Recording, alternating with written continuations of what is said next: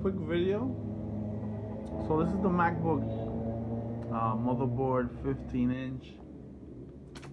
I didn't really make a video on taking it apart, but I bet you guys can find one on YouTube. Quick video. So this computer was overheating, and the heat caused the hard drive to fail, making it impossible to boot up faster. You know, the hard drive failed, so we installed a Western Digital, and if you didn't clean the old thermal paste, as you can see, like, there's too much when the robots that make these Macs and add these thermal paste, they put too much of it. And when they put this thermal paste on it, I mean this heat sink, and it actually goes right on top, screwed into the board, the thermal paste actually spreads outwards from the chip, you know, not letting it to cool down.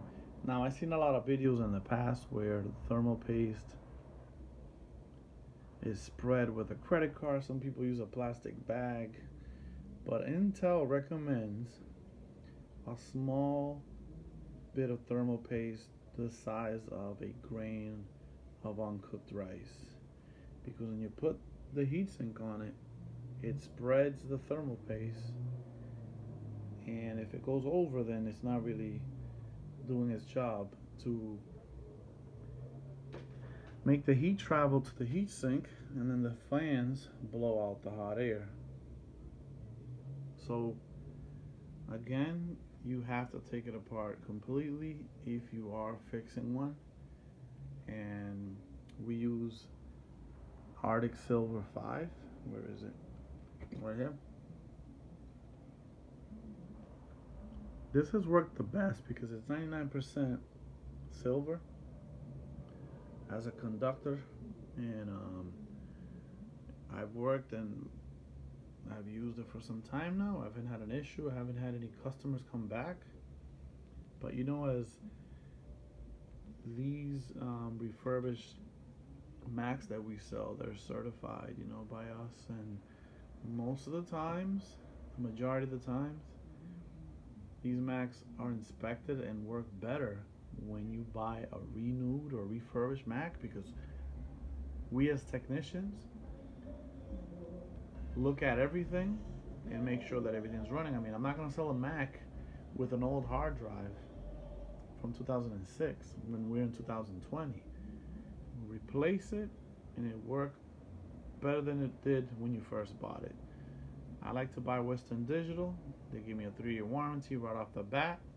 Save the receipt, register the product, and you have yourself some money to save by not, you know, having a computer fail on you anytime. So there you have it, guys. Hopefully you guys learned something. If you got any questions, if I made any mistakes, I mean, we're human, leave them in the comments. I mean, we'll learn from each other as techs. We never insult each other.